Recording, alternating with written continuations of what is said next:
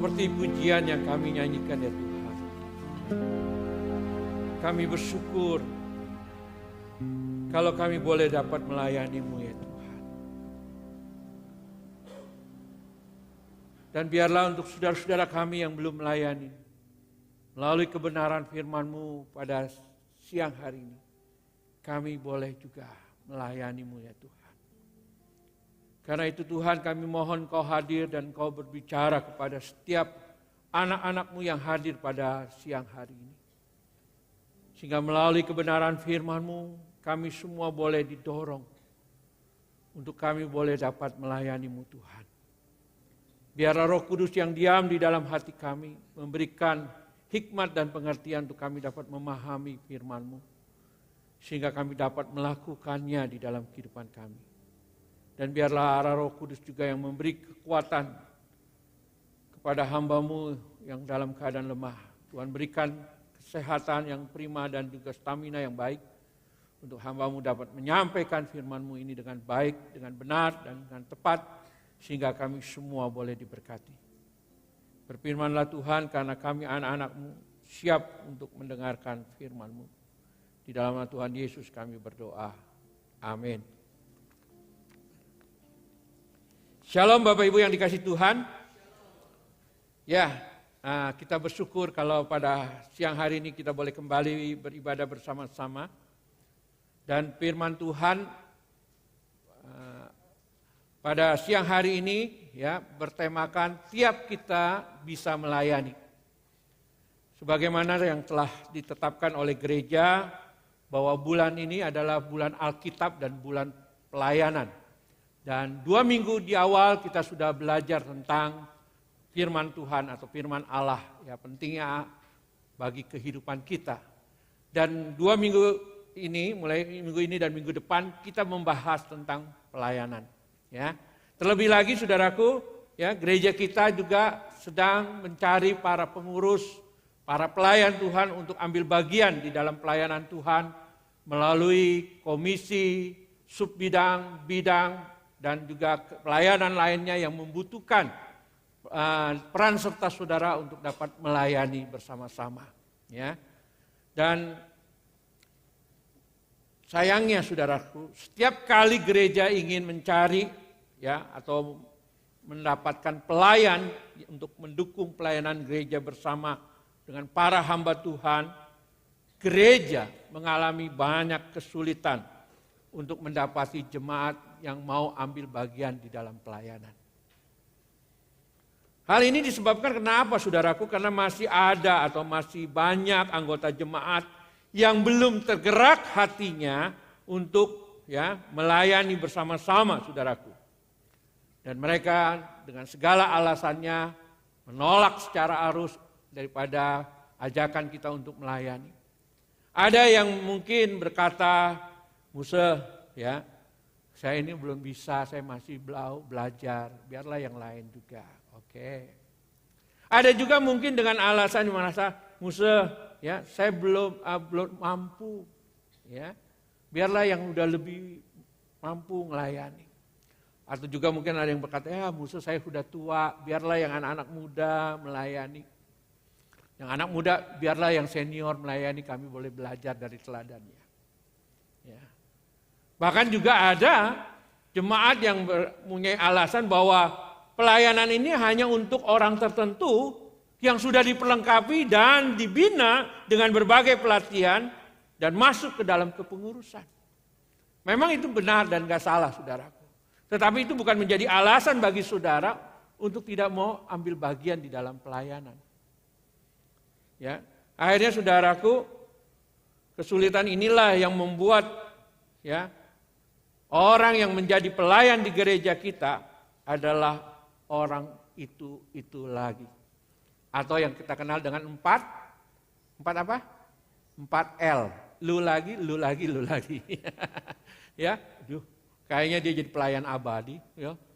Tahun lalu dia, tahun ini dia, tahun ini dia, tahun ini dia. Nanti dia berarti dia lagi melayani. Nah, itu karena kesulitan kita mendapatkan apa? Jemaat yang mau ambil bagian di dalam pelayanan. Dengan berbagai alasan itu saudaraku. Sesungguhnya saudaraku dikatakan bahwa melayani adalah anugerah yang Tuhan berikan kepada setiap kita dan kita meresponnya dengan kasih karena apa? Tuhan sudah lebih dulu mengasihi kita, saudaraku, dan melayani kita. Setiap saudara dan saya yang sudah pernah mengecap dan melihat kebaikan Tuhan ya di dalam kehidupanmu, sudah seharusnya melayani Tuhan bukan sekedar bersyukur saja, saudaraku. Ingat, saudara dahulu adalah orang berdosa. Kita dulu adalah budak dosa. Tetapi sekarang ya, kita telah ditebus menjadi orang yang bebas, menjadi orang yang merdeka dari segala kuasa dosa, saudaraku. Apakah berlebihan bila saudara dan saya melayani penebus kita sebagai rasa syukur dan kasih kita kepada Dia yang adalah Sang Penebus kita. Amerika pada abad ke-18, saudaraku, masih hidup di dalam perbudakan, saudara ya. Banyak para pedagang membawa budak-budak itu dari Afrika datang ke Amerika untuk diperjualbelikan sebagai budak. Nah, di sebuah kota, saudaraku, ya, ada sebuah pasar dan disitulah para pedagang budak dia menjual para budaknya kepada orang banyak untuk menjadi budak mereka. Dan di kota itu ada seorang kaya, ya, dan dia juga seorang yang mengasihi Tuhan. Maka dia pergilah ke pasar itu untuk membeli sesuatu. Tetapi karena di pasar itu ada para pedagang budak yang terus berteriak, ayo belilah budak kami ini dari negeri jauh, badannya kuat, orangnya sehat dan bisa bekerja keras, ayo belilah budak kami, ya. Dan terus pedagang ini mempromosikan dagangannya. Karena budak pada waktu itu seperti barang dagangan, saudaraku. Maka orang kaya ini yang tadinya ingin membeli ke pasar itu, dia ingin melihat apa sih yang dijual, apa sih budak seperti apa yang dijual. Ternyata saudaraku di situ dijuallah berbagai budak, ada yang badannya besar, kuat, ada yang mungkin badannya kecil, ya kan. Tapi pasti setiap orang mau membeli budak yang sehat, yang kuat, yang bisa bekerja untuk memberikan keuntungan bagi dia kan. Dan ketika orang kaya itu melihat di pasar budak itu, dia melihat seorang anak gadis kecil umur 10 tahun yang dijual juga sebagai budak. Coba saudara bayangkan, kira-kira anak gadis 10 tahun, ya walaupun dia sehat dan tampaknya kuat, ada nggak yang mau beli? Jarang, bukan? Kalau selain untuk ya nemenin istrinya atau melayani yang itu. Kebanyakan orang kan membeli budak untuk kerja di ladang perkebunannya atau di tempat usahanya kan. Jadi budak ini nggak ada yang mau beli, saudaraku. Dan orang kaya ini tergerak oleh belas kasihan, dia membelilah anak gadis kecil itu. Langsung pedagang itu memberikan surat tanda jual beli bahwa sekarang budak itu menjadi milik dia. Dan suratnya itu diberikan. Dan akhirnya anak gadis itu ngikutilah orang kaya itu. Dan orang kaya itu membawa dia keluar dari pasar budak itu dan dia berkata, "Nak, engkau sudah aku tebus. Engkau sudah aku beli. Engkau sekarang menjadi milikku. Tetapi aku tidak mau menjadikan engkau sebagai budakku.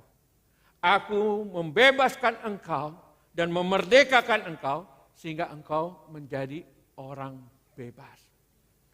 Maka surat budaknya itu diberikanlah kepada gadis itu sebagai bahwa dia itu tandanya dia itu orang yang bebas dengan adanya surat itu.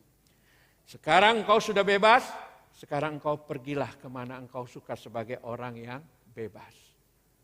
Kau kembalilah ke kaummu dan pergilah kemana engkau suka, engkau bukan lagi budak. Maka ditinggalkanlah anak itu sama orang kaya itu. Karena orang kaya itu menebus hanya untuk membebaskan, bukan untuk memperbudak. Tapi setiap orang kaya itu berjalan, anak gadis ini dari agak jauh mengikutinya. Dia masuk lorong, anak itu juga masuk lorong. Dia ke kanan, anak itu juga ke kanan.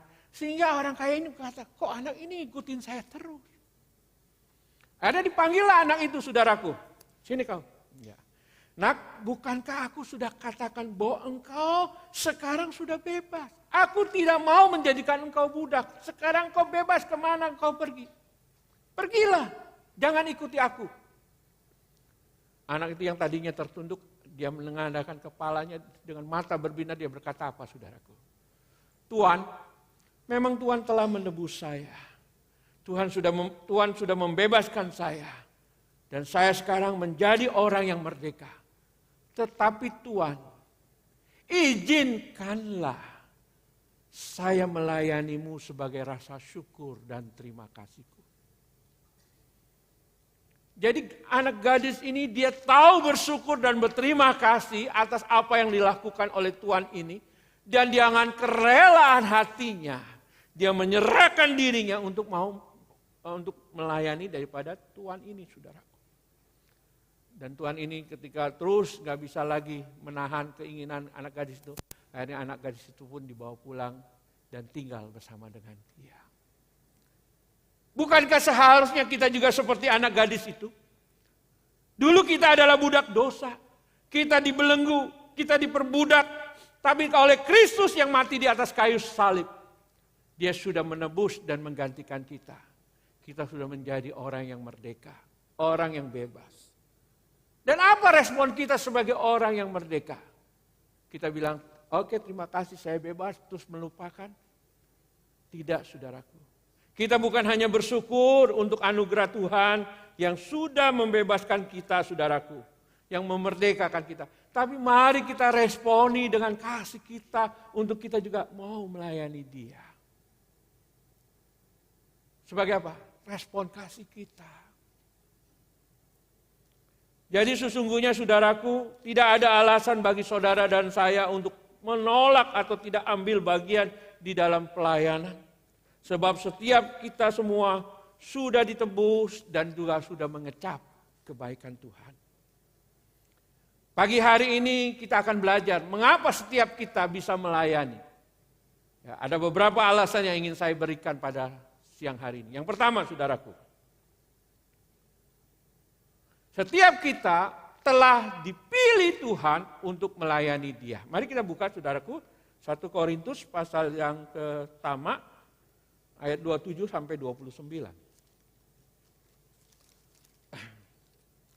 1 Korintus pasal pertama ayat 27 sampai 29, saya akan membacakan, saudara membuka Alkitab, baik yang manual ataupun yang digital, saudara bisa membukanya dan saya akan membacakannya bagi saudara. Tetapi apa yang bodoh bagi dunia, dipilih Allah untuk mempermalukan orang-orang yang berhikmat. Dan apa yang lemah bagi dunia, dipilih Allah untuk mempermalukan apa yang kuat. Apa yang tidak terpandang dan yang hina bagi dunia, bahkan meniadakan bahkan yang tidak berarti, dipilih Allah untuk meniadakan apa yang berarti. Supaya jangan ada seorang manusia pun yang memegahkan diri di hadapan Allah. Demikian jauh pembacaan firman Tuhan. Setiap kita dipilih Tuhan untuk melayani Dia. Kenapa, saudaraku? Di dalam suratnya kepada jemaat di Korintus, Rasul Paulus mengingatkan kembali jemaat Korintus bagaimana mereka dipilih Tuhan untuk menjadi alatnya bagi masyarakat kota Korintus. Karena jemaat di Korintus pada saat itu sedang mengalami yang namanya kesombongan rohani. Oleh karena apa? Karena gereja Korintus ini diberkati dan diberikan karunia yang sungguh luar biasa oleh Tuhan. Ya, mereka kaya akan pengetahuan, mereka kaya akan rohani. Tuhan berkati gereja Korintus. Tapi orangnya menjadi orang yang menjadi sombong rohani. Mereka membanggakan diri mereka, padahal itu semua karena anugerah Tuhan. Maka Paulus mengingatkan, siapa engkau dulu? Ya kan? Menurut pandangan dunia, engkau bukanlah orang-orang yang masuk hitungan. Bahkan dipandang sebelah mata oleh dunia, saudaraku. Bagi dunia, engkau tidak lebih sebagai seorang pecundang yang tidak berarti dan tidak berharga. Dunia menganggap engkau sebagai orang bodoh, orang yang lemah, orang yang hina, tidak berarti. Tetapi Tuhan dikatakan memilih engkau. Untuk apa? Untuk dipakai menjadi pelayannya. Untuk memutarbalikkan dan mempermalukan dunia. Ya. Jemaat Korintus diingatkan, engkau dipilih Tuhan untuk melayani Dia, bukan untuk menyombongkan dirimu. Seorang pengkhotbah, seorang penginjil, dan juga seorang tokoh KKR di Amerika abad ke-18, abad sampai permulaan abad 19. Ya, saudara mungkin kenal semua. Siapa dia? Yaitu ini D.L. Moody, saudaraku. D.L. Moody ini adalah seorang pengkhotbah yang dipakai Tuhan di Amerika. Bahkan sekarang ada Moody Bible Institute dan juga banyak sekali dia punya kampus, pelayanan sosial, pelayanan Alkitab ya saudaraku. Dia ini hanya seorang lulusan SD. Dan dia seorang tukang kayu atau pengusaha kayu lah, pembuat kayu, sepatu. Ketika Tuhan pakai dia berkata begini saudaraku. Tuhan tidak terlalu menanyakan kemampuanmu, tetapi kesediaanmu saudaraku. Ya. Tuhan tidak terlalu menanyakan kemampuanmu, tetapi kesediaanmu. Ini bukan berarti Moody mengabaikan kepintaran dan keahlian dan kualitas seseorang di dalam melayani. Bukan itu yang Moody maksud. Bukan dia melayani Tuhan itu gak perlu pintar, gak perlu punya keahlian. Bukan.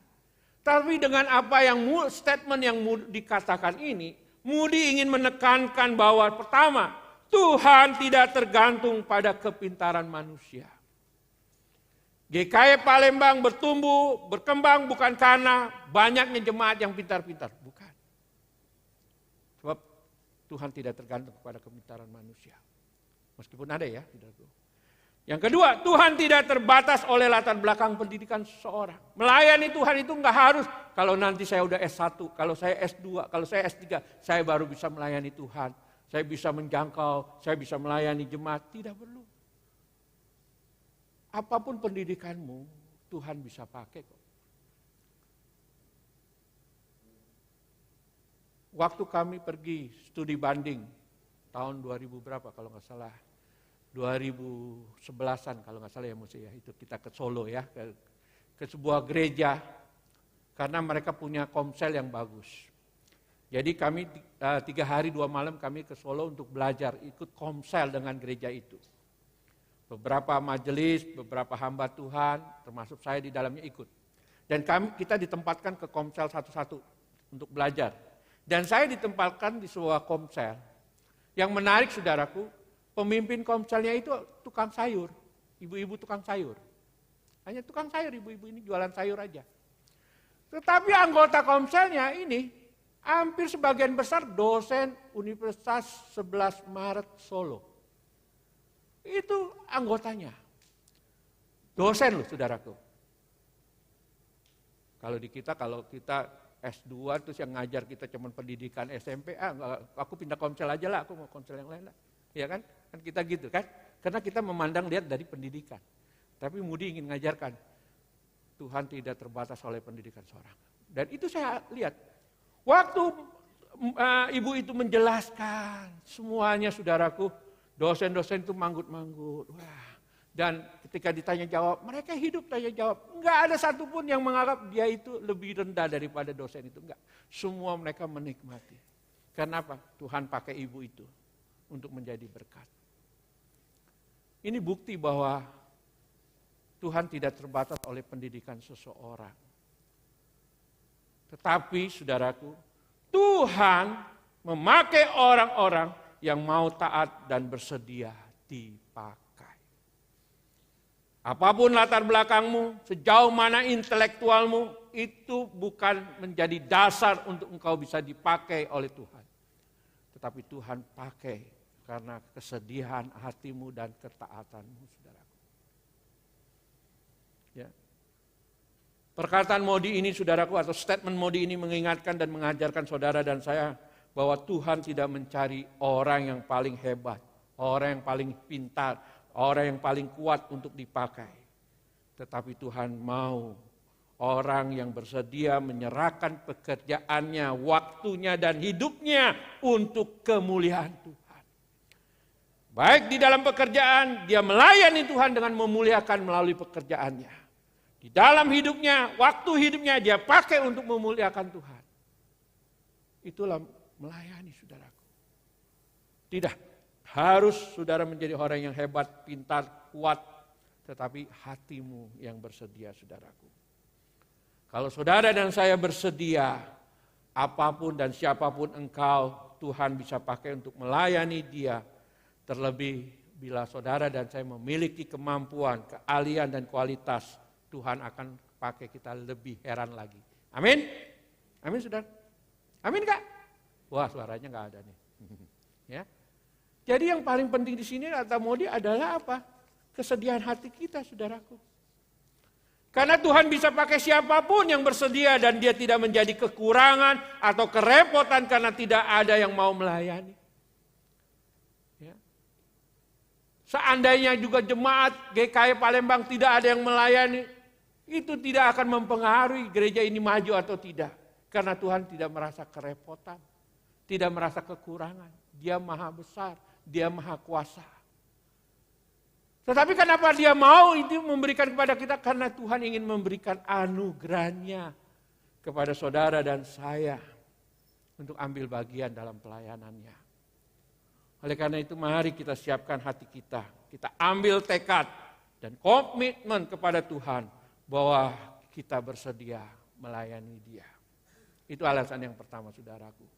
Tuhan telah memilih kita untuk melayani dia. Yang kedua, saudaraku, alasan yang kedua kenapa setiap kita bisa melayani Tuhan, karena setiap kita telah diberikan karunia rohani oleh Roh Kudus. Mari kita membuka di 1 Korintus pasal 12, ayatnya yang ke-7 sampai ayat yang ke-11.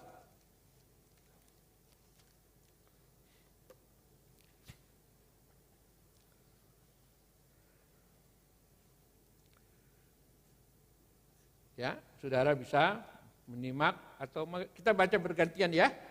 Ya, yang baik yang digital maupun yang manual kita baca silih berganti, mulai saya ayat yang ke-7, Bapak Ibu semua ayat yang ke-8 silih berganti hingga ayatnya yang ke-11. Saya pakai terjemahan baru 2 ya. Saudara mungkin ada terjemahan baru 1 atau yang biasanya yang di handphone terjemahan 1 ya. Enggak apa-apa ya, baca aja ya. Kepada tiap-tiap orang dikaruniakan penyataan roh untuk kepentingan bersama.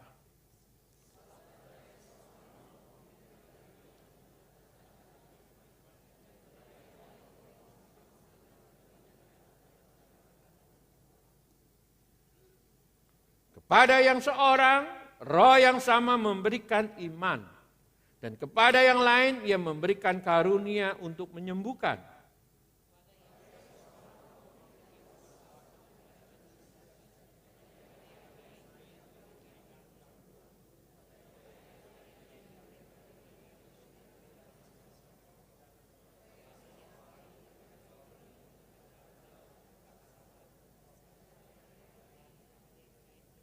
Namun semuanya ini dikerjakan oleh roh yang satu dan yang sama. Yang memberikan karunia kepada tiap-tiap orang secara khusus seperti yang dikehendakinya. Ya. Alasan yang kedua kita bisa melayani karena setiap saudara dan saya ya telah diberikan karunia rohani oleh Roh Kudus. Setiap orang percaya yang telah dilahirbarukan dan menjadi anak-anaknya diberikan karunia rohani oleh Roh Kudus untuk melayani Tuhan dengan benar dan berkenan, saudaraku. Tidak ada seorang pun, ya orang percaya maksudnya, tidak ada satupun orang percaya yang tidak memiliki karunia rohani. Sebab Roh Kudus telah memberikannya kepada semua orang percaya sebagai apa? Sarana anugerah Tuhan untuk melayani Dia. Kalau masih ada di antara saudara yang berkata, aduh, aku tidak punya karunia Musa, jadi aku sorry lah gak bisa melayani. Ini menunjukkan bahwa orang itu memiliki dua kesalahan yang fatal. Yang pertama apa? Kefatalan yang pertama, dia tidak mengenali karunia rohani dalam hidupnya. Yang kedua apa fatalnya? Karena apa? Dia tidak bersedia, ketidaksediaannya untuk melayani Tuhan sebagai ungkapan syukur dan kasih-Nya. Ya. Jadi sesungguhnya saudaraku, Tuhan sudah menyediakan dan memberikan karunia rohani supaya saudara menjadi orang-orang yang siap sedia melayani. Tidak ada alasan bagi saudara dan saya untuk berkata, oh Musa, saya nggak ada karunia rohani, sorry lah saya nggak bisa. Nggak ada saudaraku. Karunia rohani yang kita miliki itu menolong untuk kita menemukan pelayanan yang cocok. Sehingga pelayanan kita itu efektif dan berdampak bagi orang lain. Serta menguatkan kerohanian kita sendiri saudaraku. Jadi kalau saudara bisa mengenali dan mengetahui karunia yang Tuhan berikan, maka saudara itu dapat melengkapi dan memaksimalkan seluruh pelayanan gereja yang ada sebagai satu kesatuan tubuh Kristus. Ya. Jadi saudara, kita gereja mempunyai banyak pelayanan. Ya, pelayanan diakonia, pelayanan pemerhati, pelayanan mungkin ibadah, pelayanan perkunjungan, pelayanan apalagi banyak hal di gereja kita itu ya misi ya seperti kemarin teman-teman kita mengadakan mission trip ke Lampung ya kita ngadakan saudaraku ya itu banyak sekali pelayanan dan ketika saudara mengenali karunia saudara akan bisa lihat ya kan saudara bisa lihat oh ternyata saya punya karunia untuk mengajar maka saudara ya, kalau saya ngomong ngajarin orang itu cepat jelas, terus mereka merasa diberkati. Berarti saudara punya karunia mengajar. Dan kalau sudah punya karunia rohani mengajar, apa yang saudara pilih? Saya mau jadi WL, karena tampil terus di depan. Enggak cocok itu saudaraku, walaupun saudara pintar nyanyi. Yang cocoknya kalau saudara punya karunia mengajar apa di gereja? Menjadi guru sekolah minggu. Ya, jadi contoh band nggak tiap hari bulan ini mengatakan, ayo saudara-saudara guru komisi anak membuka pendaftaran bagi guru sekolah minggu. Nggak harus, saudara dengan sukacita datang. Contoh band, aku punya karunia mengajar, aku boleh nggak mengajar di sekolah minggu? Contoh band masih dengan senang, oh puji Tuhan, ayo kita ngajar.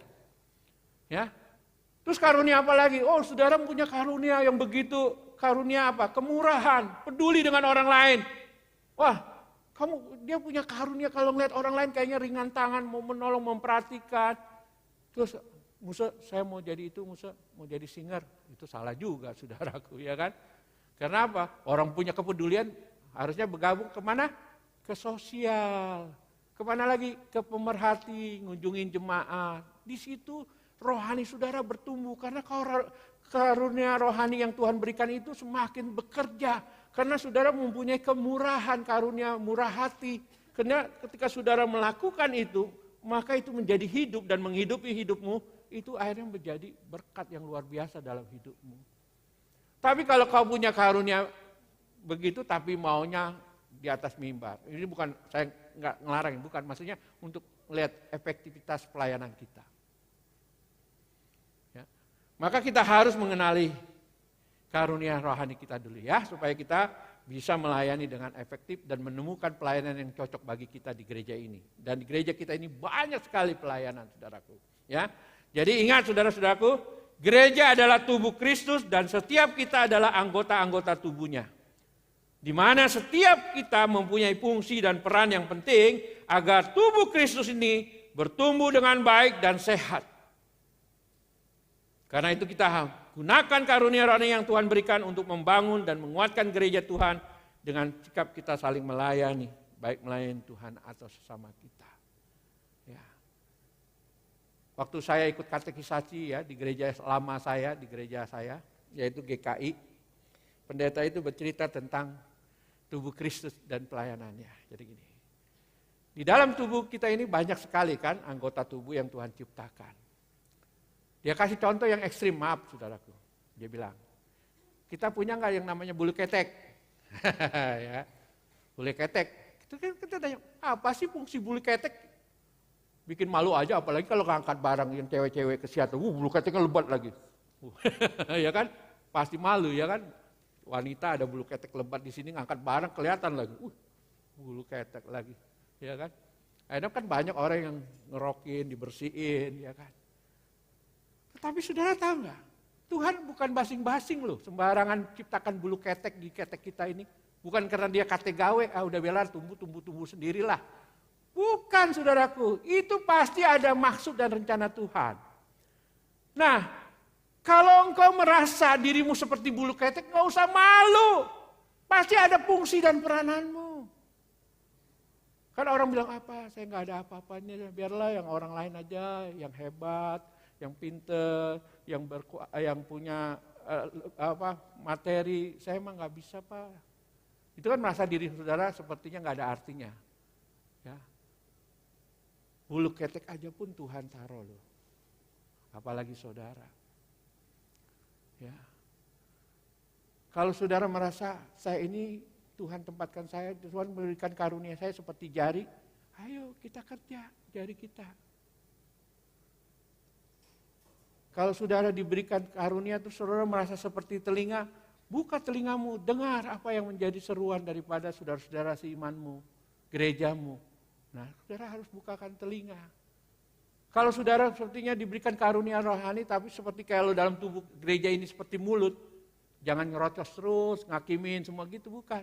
Berkatalah yang baik, berkatalah yang membangun, berkatalah yang memberkati. Amin. Bukan malah ngerocos kayak orang cerewet nyalain ini, bukan. Itu karunia rohani. Sehingga akhirnya tubuh kita ini lengkap. Jadi saudara jangan pernah malu. Ya. Walaupun saudara menganggap nggak ada fungsinya, sebenarnya ada. Ya, kalau engkau merasa dirimu ya seperti anggota tubuh yang hina, nggak usah takut, nggak usah malu. Tuhan tetap punya rancangan di dalam hidupmu. Karena Tuhan menciptakan seluruh anggota tubuh kita ini bukan sembarangan. Udah di dalam desain Tuhan. Tuhan sudah membuat sedemikian rupa dan sudah punya rancangan, sudah punya fungsinya masing-masing. Karena itu setiap kita yang diberikan karunia rohani, dikatakan menurut, ayat yang ke-11 dikatakan apa? Menurut apa? Tuhan memberikan karunia rohani kepada tiap-tiap orang secara khusus seperti yang dikehendakinya. Jadi saudara harus bersyukur. Jangan malu. Mari kita gunakan karunia rohani sehingga akhirnya kita menjadi tubuh Kristus yang lengkap. Dan kita menjadi tubuh yang sehat dan kuat. Dan gereja Tuhan juga gitu. Kalau setiap anggota jemaat menyadari karunia-Nya, janganlah saudara merasa malu dengan karunia. Oh, saya maunya karunia seperti dia tuh. Apa tuh? Oh, dia bisa berbahasa roh. Oh, dia bisa menafsirkan roh. Dia bisa bernubuat, dia mujizat.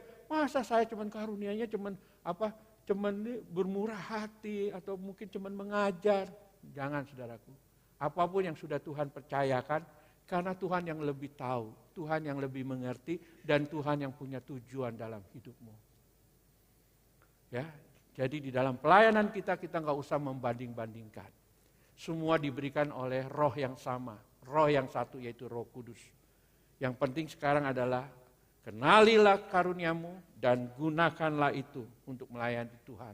Maka pelayananmu akan menjadi efektif dan menjadi berkat.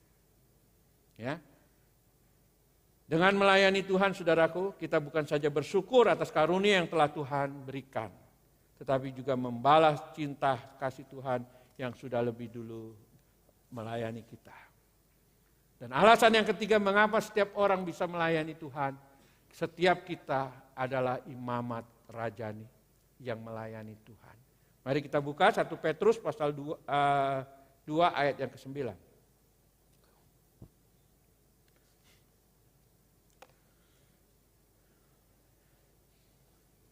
1 Petrus pasal 2 ayat yang ke-9 dikatakan demikian.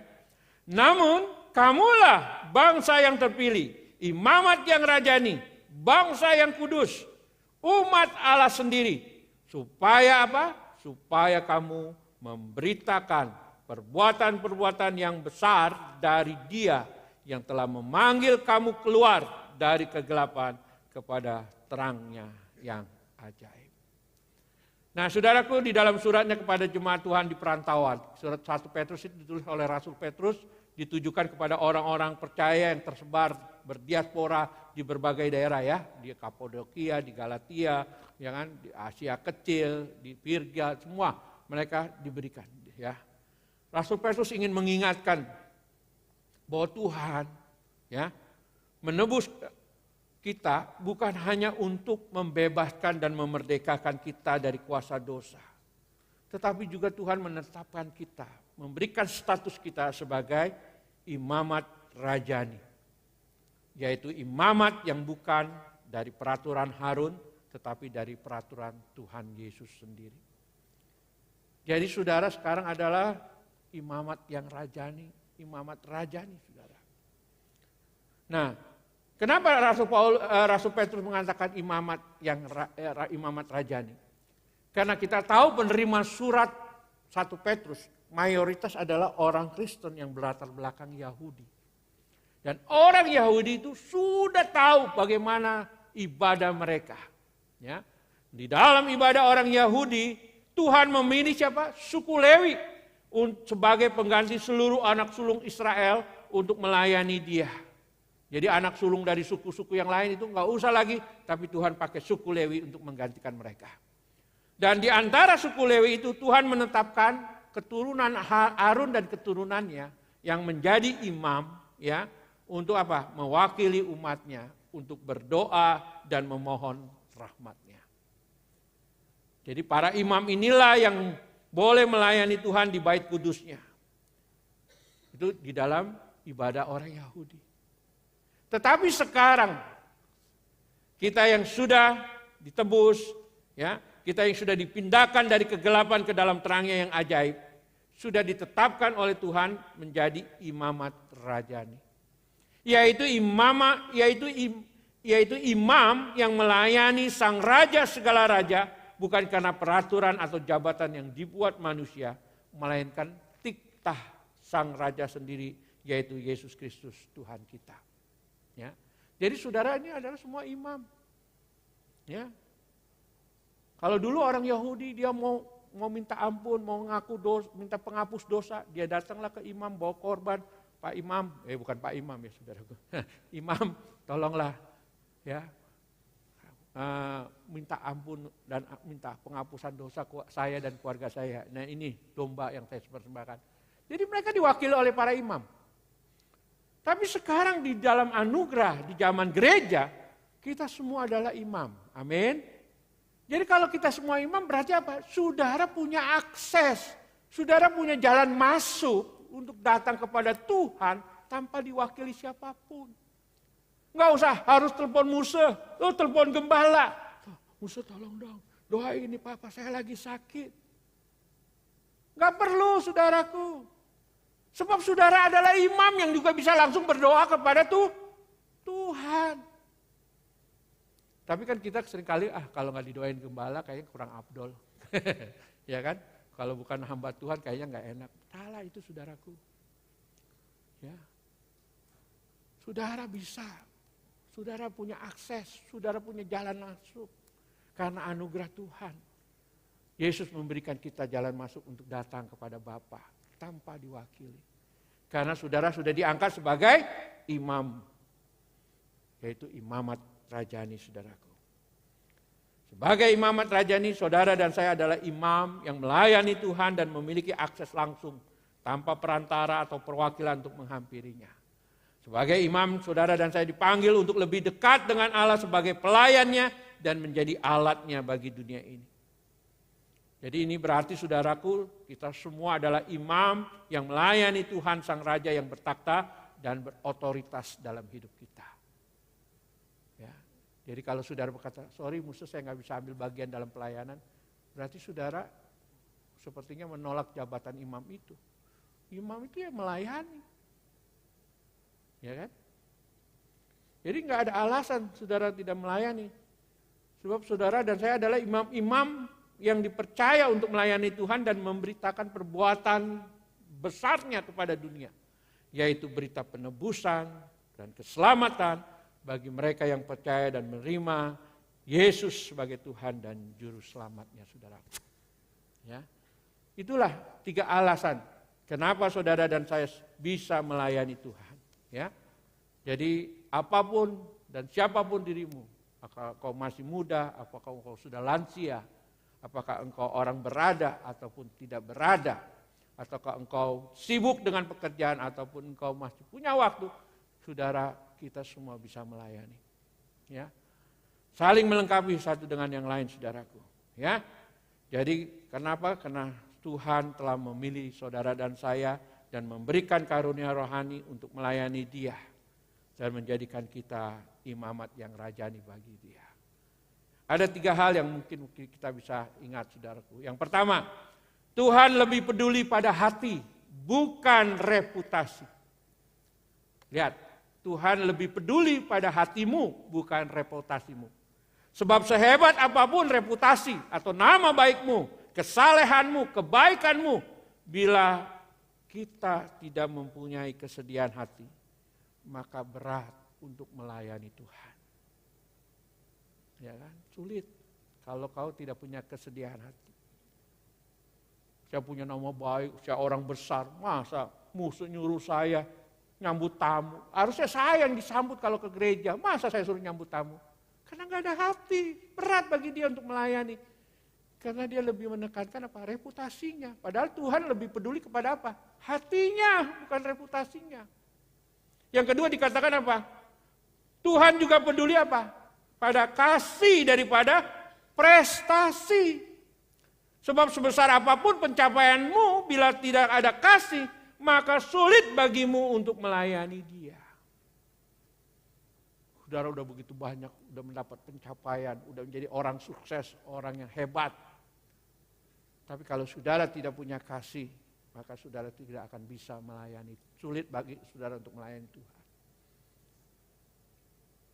Tapi kalau saudara punya kasih, maka pencapaian itu bukanlah penghalang, penghambat, atau yang membatasi saudara untuk melayani Dia.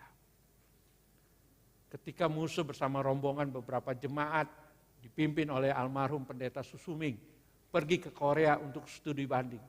Kami dibawa ke gereja gereja kembar, sister church ya, antara GKI Mangga Besar dengan gereja Presbyterian di Seoul yang namanya Muyungsung. Nah, kami pergilah ke situ, ikutlah ibadah. Nah, waktu ibadah saya pergi ke WC.